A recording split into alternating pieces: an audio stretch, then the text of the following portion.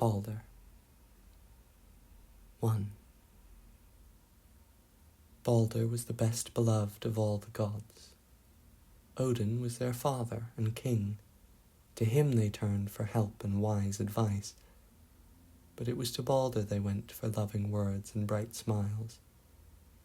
The sight of his kind face was a joy to the Aesir and to all the people of Midgard. They sometimes called him the god of light, a good name for him, because he truly gave to the world light and strength. Baldur was the son of Odin and Frigga.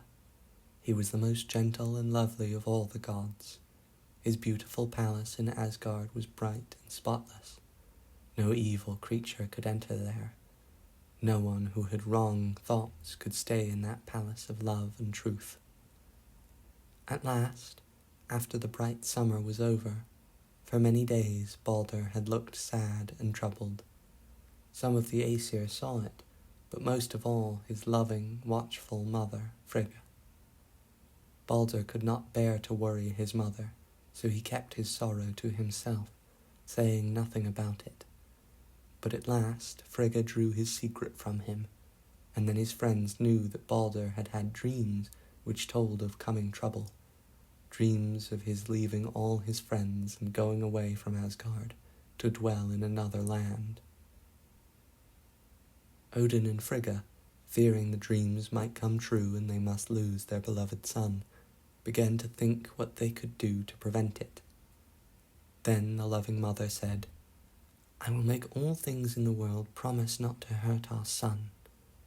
And so Queen Frigga sent out for everything in the whole world, and everything came trooping to Asgard, to her palace.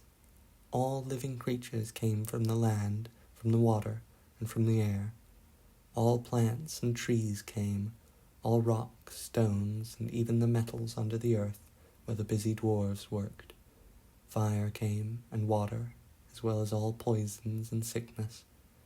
Everything promised not to harm the good Baldur, except one little plant called mistletoe, which was so small that Frigga did not send for it, feeling sure it could not do any harm.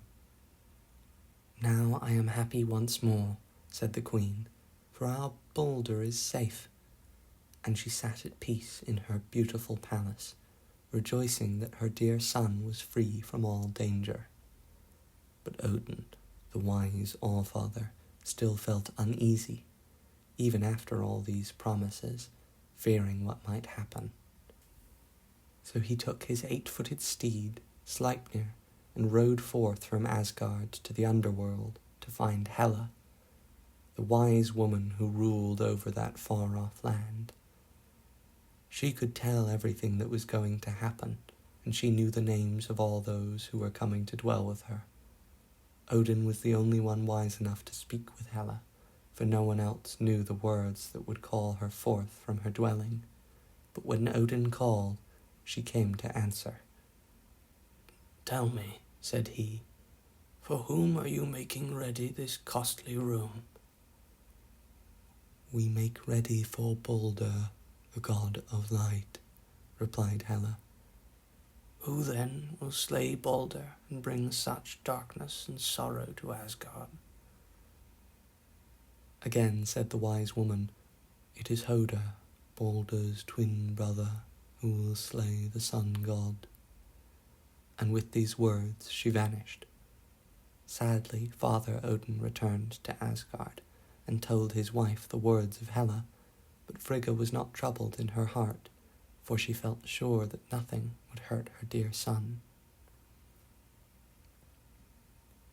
2. One beautiful sunny day at the end of summer, the gods had all gone out to an open field beyond Asgard to have some sports. As they all knew that nothing could hurt Baldur, they placed him at the end of the field for a target, and then took turns throwing their darts at him, just for the fun of seeing them fall off without hurting him. They thought this was showing great honor to Baldur, and he was pleased to join in the sport. Loki happened to be away when they began to play, and when he came was angry in his heart that nothing could hurt Baldur. "Why should he be so favored? I hate him," Loki said to himself, and began at once to plan some evil. All this while Queen Frigga sat in her palace, thinking of all her dear sons, and of how much good they did to men. As she sat thus, thinking and spinning with her hands, there came a knock at the door. The queen called, "Come in," and an old woman stood before her. Frigga spoke kindly to her, and soon the old woman said she had passed by the field where the gods were playing and throwing sharp weapons at Baldur. "Oh yes," said Frigga, "neither metal nor wood can hurt him, for all things in the world have given me their promise." "What?" said the old woman. "Do you mean that all things have really vowed to spare Baldur?" "All," replied the queen, "except one little plant that grows on the eastern side of Asgard. It is called mistletoe, and I thought it too small and soft to do any harm." Before long the old woman went away, and when she was quite out of sight of Frigga's palace, threw off her woman's clothes, and who do you suppose it was? Why, no woman at all, but that wicked Loki, of course, who hurried away out of Asgard to find the poor little plant that did not know about Baldur's danger. When he came to the place where the plant grew, Loki, cutting off a branch, quickly made a sharp arrow, which he carried back to the playground where the Aesir were still at their game, all but one, Hodr, the god of darkness, Baldur's blind twin brother. Then Loki went up to Hodr and said to him in a low voice, "Why do you not join with the others in doing honor to Baldur?" "I cannot see to take aim, and besides I have no weapon," said Hodr. "Come then, there is a fine new dart for you, and I will guide your hand," whispered wicked Loki. Then he slipped the arrow of mistletoe wood into Hodr's hand, and aimed it himself at Baldur, who stood there so bright and smiling. Then poor blind Hodr heard a dreadful cry from all the gods. Baldur the beautiful had fallen, struck by the arrow.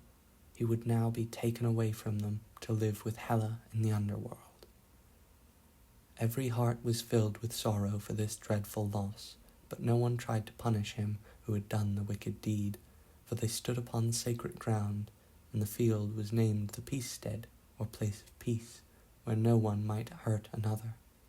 Besides, the gods did not know it was the false Loki who hated Baldur that had struck him down. When Frigga heard the sad news, she asked who would win her love by going to the underworld and begging Hela to let Baldur come back to them. Hermod, the swift messenger god, ready to do his mother's bidding, set forth at once on the long journey. 9 days and nights he travelled without resting, until he came to Hela's underworld. There he found Baldur, who was glad to see him, and sent messages to his friends in Asgard. Hela said Baldur might return to them on one condition, that every living creature and everything in the world must weep for him. So Hermod hastened back to Asgard, and when the Aesir heard Hela's answer, they sent out messengers over the world to bid all things weep for Baldur, their bright sun god. Then did the beasts, the birds, the fishes, the flowers and trees, even stones and metals weep, as indeed we can see the teardrops come to all things when they are changed from heat to cold. As the messengers were coming back to Asgard, they met an old woman, whom they bade weep, but she replied, "Let Hela keep Baldur down below. Why should I care?" When the Aesir heard of this, they thought it must have been the same old woman who went before to Frigga's palace, and we know who that was. And so Baldur the beautiful, Baldur the bright, did not come back, and all the dwellers in Asgard were sad and sorrowful without him.